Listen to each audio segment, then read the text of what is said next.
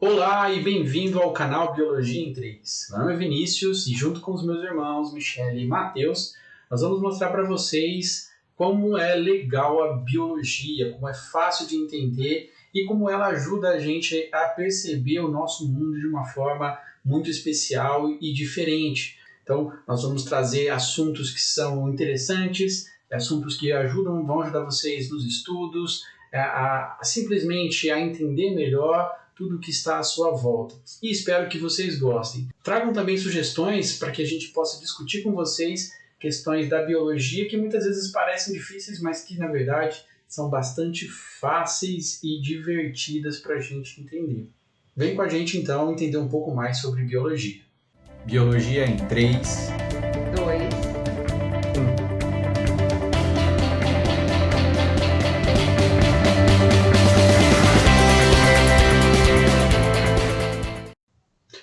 No vídeo de hoje, então, nós vamos falar sobre os micro-organismos. O que são esses seres? Como é que nós podemos observá-los? Como é que nós sabemos que eles existem? E como nós estudamos esses organismos? Quem são esses organismos? Então, todas essas perguntas nós vamos aprender e vamos discutir um pouco neste vídeo.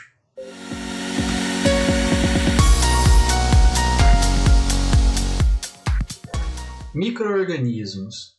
Quem são os micro-organismos? Como nós podemos definir o que é um micro-organismo? Quando começou-se a estudar isso? Quem foi o primeiro cientista que descobriu o micro-organismo? Quais os grupos de organismos são classificados como micro-organismos? Então, são muitas perguntas que nós podemos fazer sobre esses seres e que nós vamos tentar responder nesse vídeo junto com vocês. A primeira coisa para a gente definir é o que é um micro-organismo. Micro-organismos são seres microscópicos, ou seja, eles não podem ser observados diretamente sem o auxílio de equipamentos específicos. Então, nós não podemos vê-los a olho nu. E que equipamentos são esses? Um microscópio. Um microscópio faz com que estruturas extremamente pequenas sejam ampliadas aí através de um conjunto de lentes que a gente consiga observar. Por isso é que nós temos a capacidade de estudar esses seres, de avaliar ou analisar cada uma de suas estruturas, entender melhor como eles agem, como eles se reproduzem. Então, tudo isso graças ao microscópio. São seres que apresentam um tamanho menor que o poder de resolução do olho humano, ou seja, eles são menores do que a gente consegue distinguir como partículas separadas. Se você pensar em pequenos pontos, o mínimo que a gente consegue separá-los, definir como características ou como objetos diferentes, é o nosso poder de resolução. E isso é equivalente a aproximadamente 0,1 milímetros ou 100 micrômetros. Um micrômetro é a milésima parte do milímetro. Então esse é o nosso poder máximo de resolução. E os micro-organismos são menores do que esse poder de resolução. Por isso, a única forma de a gente observar e estudar é através do microscópio. Eles são unicelulares. A grande maioria dos micro-organismos são unicelulares. Eles podem estar isolados ou associados. Nós podemos encontrá-los de forma associada, ou seja, várias células vivendo em conjunto, com exceção dos vírus, que são acelulares, ou seja, não há célula constituindo uma partícula viral. Há estruturas ali formadas por proteínas, lipídios, que vão constituir o vírus. Em geral, então, essas células crescendo separadas é difícil a gente observar no ambiente. Algumas formas de trabalhar no laboratório permitem que a gente consiga visualizar esses micro-organismos. Como? Em meios de cultura, muitas vezes, as células crescem juntas, formam colônias, e aí a gente consegue observar essa colônia, mas não necessariamente o micro-organismo. Então, todo micro-organismo a gente só pode observar através do microscópio. Diferente de outros organismos, Os micro-organismos são capazes de se multiplicar e gerar energia independentes de outras células. Imagina o nosso corpo. As nossas células, no nosso organismo, elas não são independentes.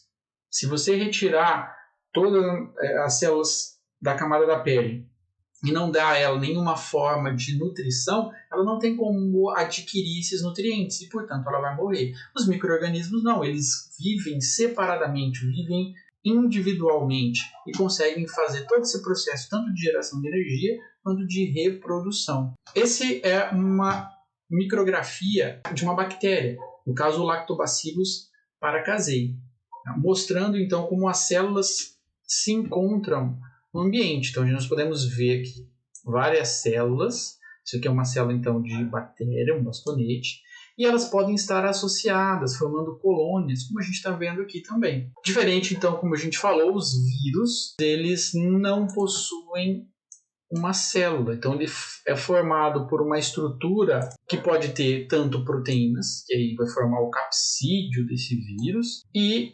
lipídios, aí formando o envelope, além de outras espículas glicoproteicas que podem estar presentes também. Cada um desses organismos a gente vai discutir em um vídeo diferente. Inclusive, se vocês tiverem algumas dúvidas, aproveitem para mandar e sinalizar o que vocês gostariam que a gente discutisse com vocês.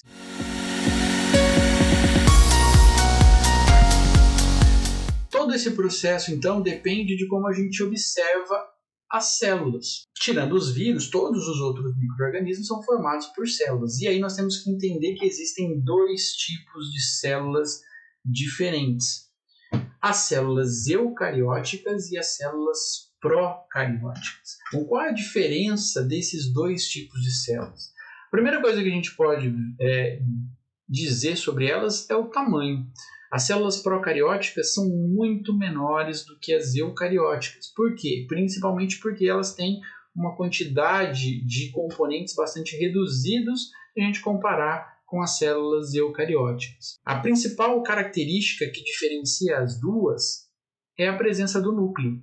Então, o núcleo, formado por um envoltório membranoso, que pode ser chamado também de carioteca, daí o nome eucariótica, carioteca verdadeira, presente ali envolvendo o material genético, envolvendo aí o DNA dessas células. Já nas células procarióticas não há o envoltório em torno do material genético. Então esse material genético, esse cromossomo, que nas bactérias é único, circular, diferente do que a gente vê nas eucarióticas, ele fica livre no citoplasma. Além disso, as células eucarióticas apresentam uma grande quantidade de organelas, a maioria delas membranosas, como os retículos endoplasmático rugoso e liso, complexo de Golgi, ou aparelho de Golgi, as mitocôndrias, lisossomos, peroxissomos, vacúolos, entre outras organelas. Já as células procarióticas, elas não possuem organelas internas, com exceção dos ribossomos, que também são presentes nas células eucarióticas. Algumas inclusões de moléculas podem estar presentes, formando aí essa estrutura. As células eucarióticas podem ou não apresentar parede celular, mas são diferentes do que a gente vê nas células procarióticas. Parede celular de célula eucariótica, onde a gente encontra em células fúngicas, em células vegetais, são formas específicas de parede. Também o que a gente encontra aqui na célula procariótica é uma forma bastante específica dessa parede, que a gente vai discutir aí no vídeo. Nós vamos falar sobre as células procarióticas, as bactérias. Essas células têm características diferentes, o que também permite a gente vê-las de uma forma diferente no microscópio. Tá? Então é importante a gente conhecer essa diferença para poder caracterizar bem cada uma dessas células, cada um desses micro-organismos quando a gente está estudando. Os micro-organismos, diferentes tipos de micro-organismos, são divididos aí baseados também na característica das células. Tá? Aquelas que têm células procarióticas e aquelas que têm células eucarióticas, que vai servir de base para a gente entender melhor o que cada um deles pode realizar no ambiente, como eles se multiplicam, como eles se reproduzem. Como nós vimos, os micro-organismos eles são extremamente pequenos para que a gente possa observar olho nu, então sem nenhum equipamento. Mas será que existem tantos micro-organismos, existem tantos seres que são microscópicos e que a gente precisaria estudar tão a fundo? Sim, e assim como toda a área da ciência, existe também uma área específica para estudar os micro-organismos, que é a microbiologia.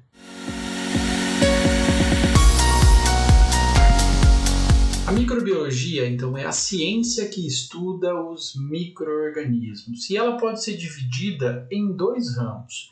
A primeira é a microbiologia básica. Ela corresponde ao estudo das características gerais dos micro-organismos, então sua estrutura, como eles se reproduzem, as características internas de cada célula, bem como a sua utilização para o estudo de outras áreas da ciência. É entender basicamente o que é um micro-organismo e os seus tipos diferentes. Já a microbiologia aplicada corresponde ao estudo da aplicação dos micro-organismos na resolução de problemas relacionados a várias áreas das atividades humanas, como medicina, agricultura, indústria, ou seja, é utilizar os conhecimentos que foram gerados na microbiologia básica para entender como esses micro-organismos podem ser utilizados em outras áreas, como eles podem ser benéficos para determinadas atividades. Imagina, por exemplo, na agricultura, para ajudar a fixação de nitrogênio no solo, na indústria, na produção de enzimas,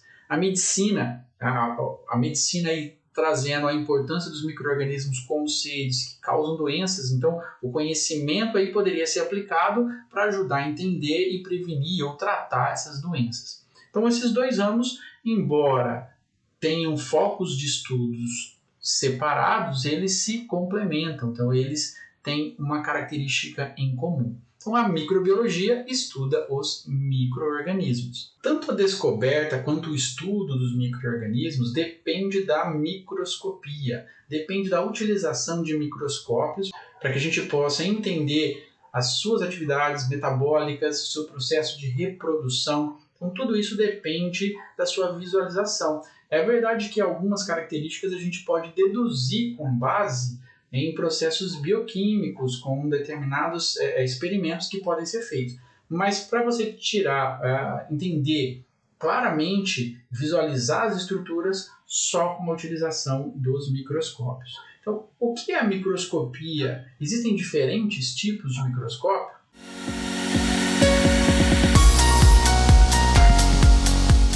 O descobrimento dos micro-organismos está diretamente ligado ao desenvolvimento dos microscópios. A primeira coisa que se observou através desses equipamentos foram exatamente os micro-organismos, ou estruturas que se pareciam com corpos de frutificação de fungos, estruturas muito próximas às células, que mais tarde foi entendido como micro-organismo. O primeiro microscópio foi desenvolvido por Hans e Zacharias Janssen, que utilizaram lentes sobrepostas em um tubo cilíndrico para ampliar determinadas estruturas, e foi o primeiro microscópio composto, na década de 1590. Então, eles eram fabricantes de óculos, então, trabalhavam com lentes o tempo todo. Por uma curiosidade, juntaram essas lentes e acabaram construindo o primeiro microscópio composto. Hoje nós temos como base para todo o estudo, mesmo para universidades, na maioria dos laboratórios, o microscópio de luz ou óptico. O microscópio de luz ou óptico ele usa fótons de luz, então, para deixar evidente estruturas. Então, quando esses fótons passam pelas estruturas e eles são captados em lentes específicas e podem ser observados a partir daí, vão ser ampliados com essas lentes sobrepostas. Existem diferentes tipos de microscópio de luz, ou seja, diferentes aplicações que podem ser dadas, dependendo do ângulo de incidência da luz, as características de comprimento de onda dessa luz, que vão alterar a forma como nós observamos as estruturas ali no microscópio. Mas, de maneira geral, eles têm os componentes principais que a gente pode definir aqui. Esse é um microscópio de luz característico. Então, ele vai ter uma base, ele vai ter o braço, e aqui na parte de cima ele vai sustentar os tubos e as oculares. Então, cada uma dessas estruturas tem uma função específica. Na base, nós temos a luz, ou a fonte de luz, que vai servir então para iluminar as estruturas que nós vamos observar, que vão ficar nessa plataforma, que é chamada de platina. Então, a lâmina é colocada sobre essa estrutura, a luz incide por baixo dela e vai projetar ela nessas lentes que nós chamamos de objetivas, que são os maiores aumentos que nós temos no microscópio. O aumento total do microscópio ele é calculado exatamente pela multiplicação do aumento da objetiva com o aumento da ocular. A ocular, geralmente, ela vai trazer um aumento de 10 vezes. Já as objetivas, elas têm aumentos diferentes, de 4, 10, 40 e 100 vezes. Então, vão trazer aí diferentes tipos de aumentos que vão permitir visualizar estruturas também de uma forma diferente. O aumento máximo, então, de um microscópio ele varia de 1.000 a 1.500 vezes, dependendo do tipo de ocular que a gente vai encontrar aqui. Algumas oculares podem ter até 15 vezes de aumento.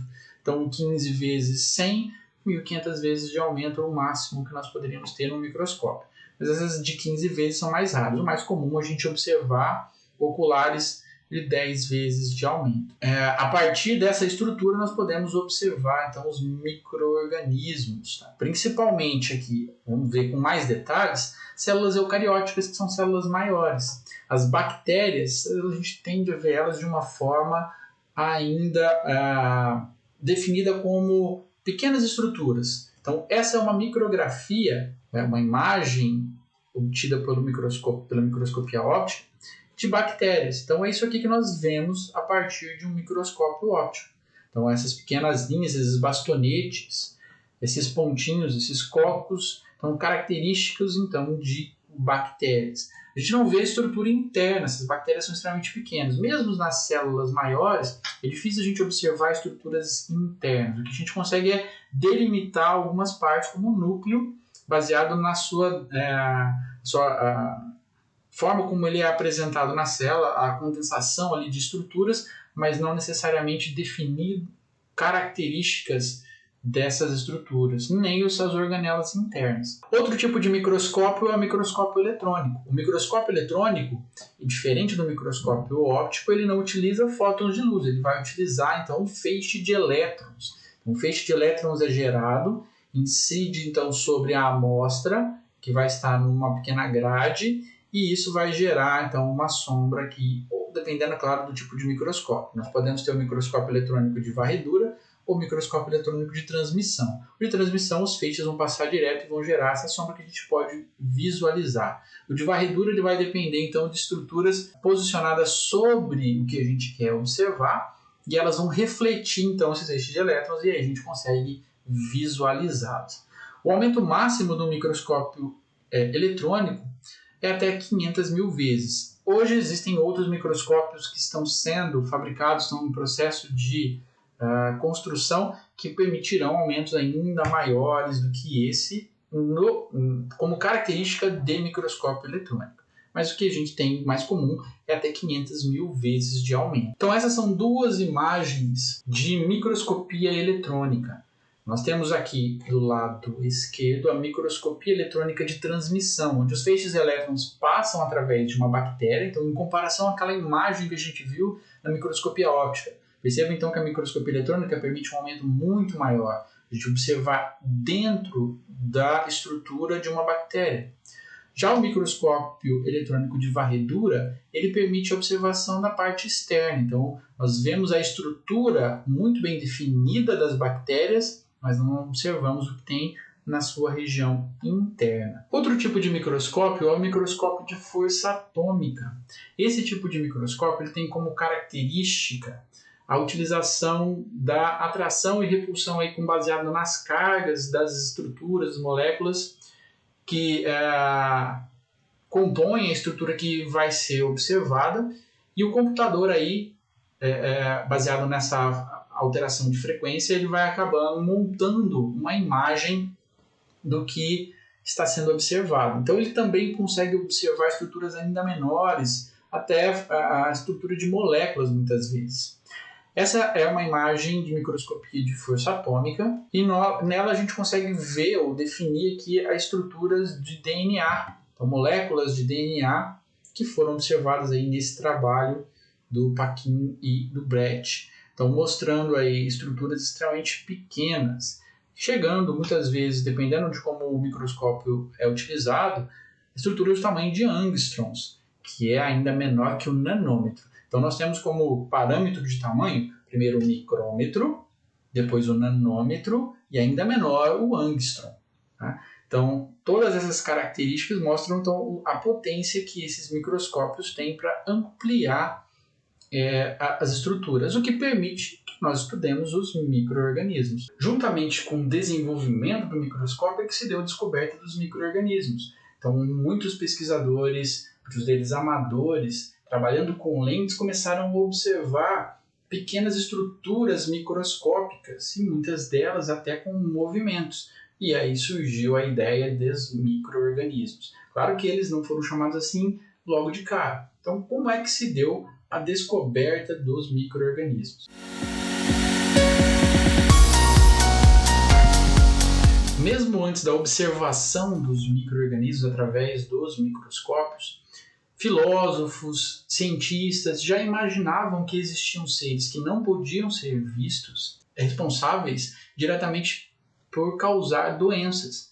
Entre 98 e 55 a.C., por exemplo, o filósofo romano Titus Lucretius Caro imaginava que esses seres que não podiam ser vistos estavam relacionados aí ao desenvolvimento de doenças. Da mesma forma, no século XV, o físico Girolamo Fracastoro tinha essa mesma ideia, estudando as doenças, como era a sua característica.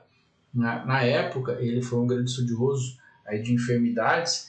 Eles sugeriram, então, que as doenças eram causadas por seres vivos invisíveis. Talvez não com a ideia de microscópicos, mas como invisíveis. Em 1664, o Robert Hooke observou corpos de frutificação por meio de um microscópio primitivo. Então, um microscópio que era iluminado por uma fonte de luz externa, então um conjunto de lentes, e ele conseguiu observar os corpos de frutificação. Não identificou diretamente como seres microscópicos, mas como estruturas microscópicas. Portanto, aí ele foi um dos primeiros a observar, mas não caracterizando necessariamente como um micro-organismo. Já em 1673, o Anton von Leeuwenhoek ele caracterizou especificamente no que ele escreveu e encaminhou para a sociedade científica da época, descrevendo então estruturas que hoje a gente entende como bactérias e protozoários.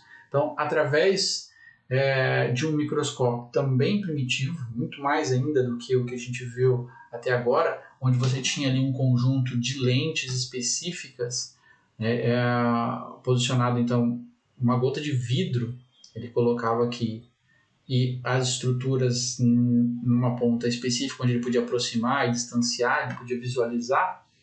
Ele começou a observar estruturas que se movimentavam, que tinham formas bastante características. E ele deu nome a essas estruturas de animálculos, caracterizando aí o primeiro indivíduo a observar os micro-organismos. Ele é considerado, literatura científica, como sendo o pai da microbiologia, dividindo também isso com o Pasteur, mas o Pasteur mais ligado aí à microbiologia médica. Ele, como sendo um dos primeiros a observar os micro-organismos, ele é, portanto, aí considerado o pai da microbiologia. Bom, já entendemos então como a gente consegue visualizar, consegue estudar esses seres microscópicos, quem descobriu, como foi dada essa descoberta, a importância da microscopia para visualizá-los. Mas o que são então os micro-organismos? Quais são os grupos de organismos que a gente pode denominar como sendo um micro-organismo?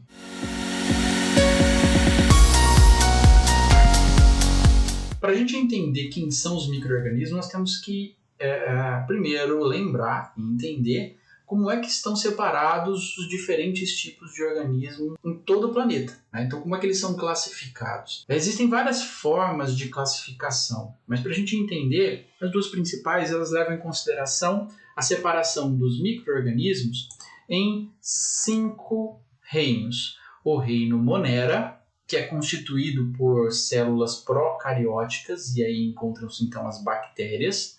O reino Protista, formados então pelos protozoários e algas unicelulares. O reino Fungi, formado então pelos fungos. O reino Plantae, formado pelas plantas e algas pluricelulares. E o reino Animalia, aí formado por vários diferentes tipos de organismos, desde esponjas até os vertebrados superiores. Onde nós encontramos então os micro-organismos?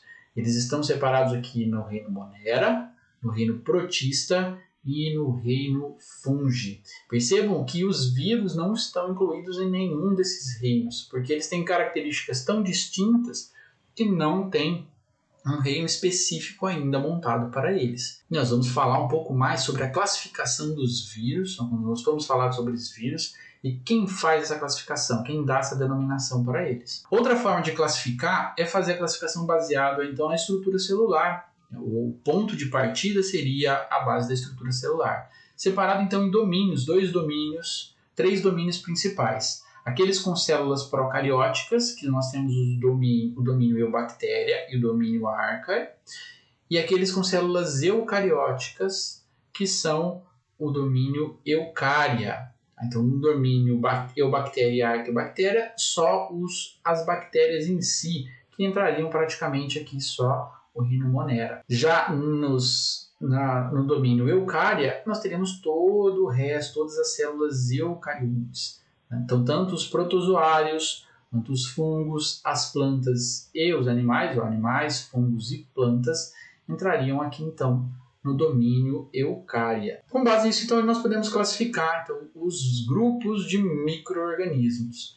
O primeiro deles são as bactérias. Então, as bactérias são células procarióticas, extremamente pequenas e que constituem aí, talvez, o maior grupo de micro-organismos que nós temos no planeta.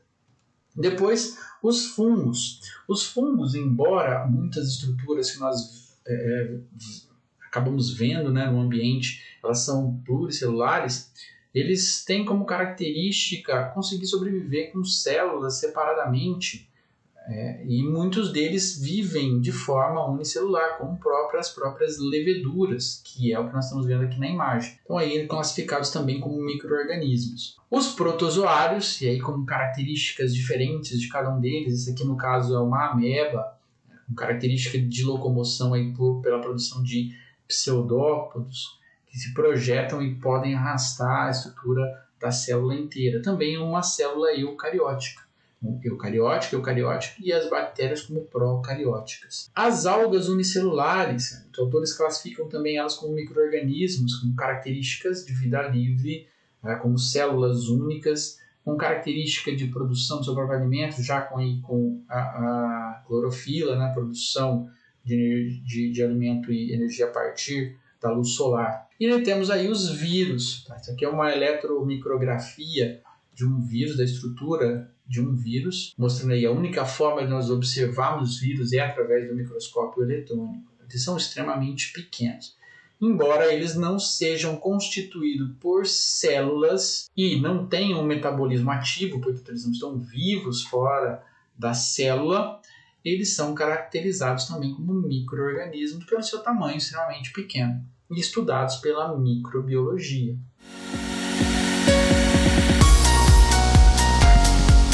Agora que nós caracterizamos quem são os micro-organismos, qual a importância deles? Qual a necessidade de se estudar esses seres microscópicos? Uma das características principais que a gente pode identificar, e é o que nós estamos vivendo, é a possibilidade de que esses seres causam doenças, e o que isso gera na população é extremamente grave. Mas não é a única coisa. Muitos micro-organismos são extremamente benéficos para o ser humano. Então, tanto na ajuda na produção industrial, na produção de alimentos, na agricultura, entre vários outros aspectos. Os micro-organismos, eles apresentam importância em diferentes áreas das atividades humanas. Uma das mais importantes é exatamente a produção de alimentos. Sem micro-organismos, muitos dos alimentos que nós consumimos há milênios não poderiam ser fabricados. Um exemplo é o pão.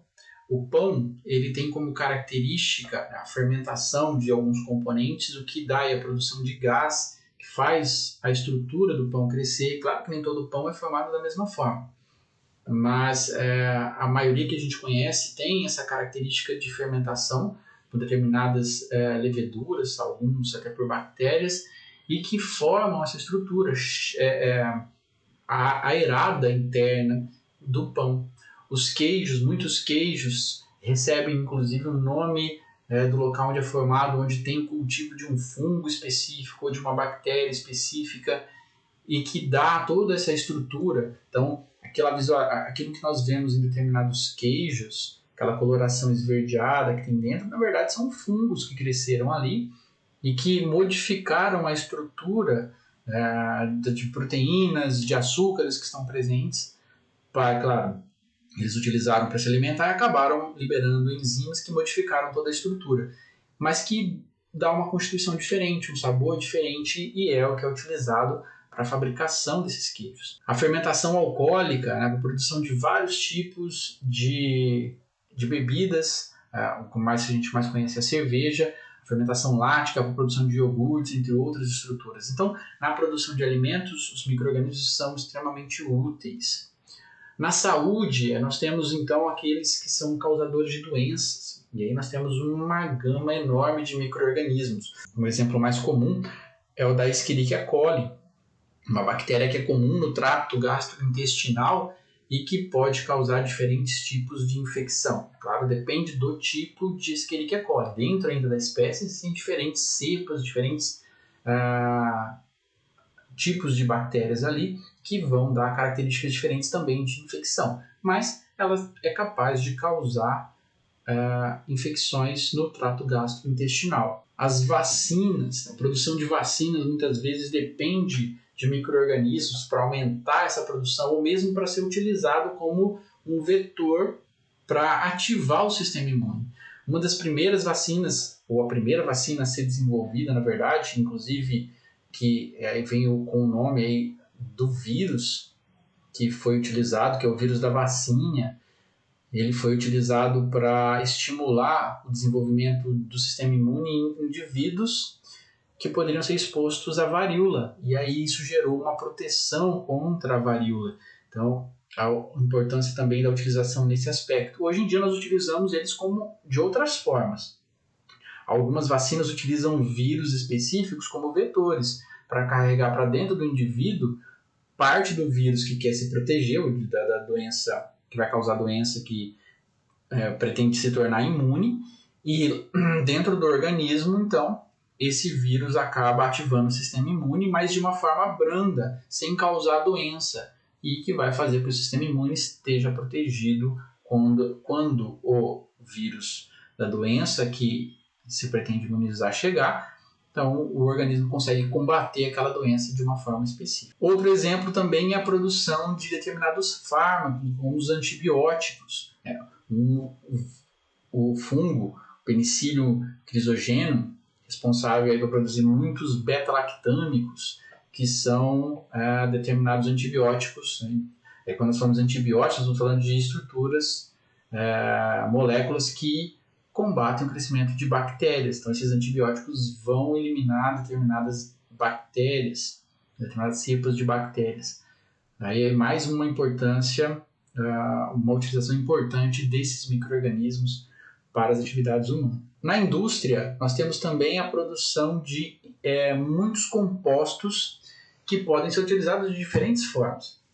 Um exemplo são as enzimas. Algumas enzimas que são difíceis de serem encontradas na natureza, quando você programa as células bacterianas, elas podem produzir isso em grande quantidade. Um exemplo são as celulases. As celulases são enzimas que degradam celulose, e a celulose é um composto formado pela junção de várias moléculas de glicose.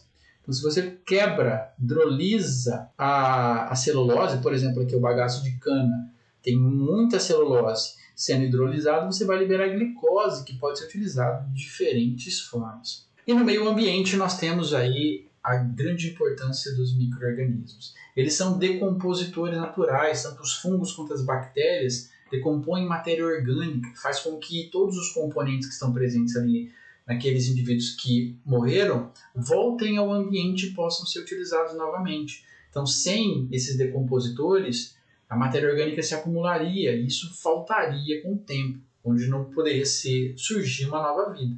Isso poderia ser esgotado. Então, a importância de reciclar toda essa matéria orgânica. E aí os fungos e bactérias têm uma grande função. Nos ciclos biogeoquímicos, onde também se dá a reciclagem de componentes do ambiente, mas especificamente quando nós pensamos na utilização pelas plantas de componentes do solo, nós temos as células bacterianas que fazem a fixação do nitrogênio. O nitrogênio é uma molécula que nós encontramos em grande abundância na atmosfera, o maior gás presente na atmosfera em quantidade.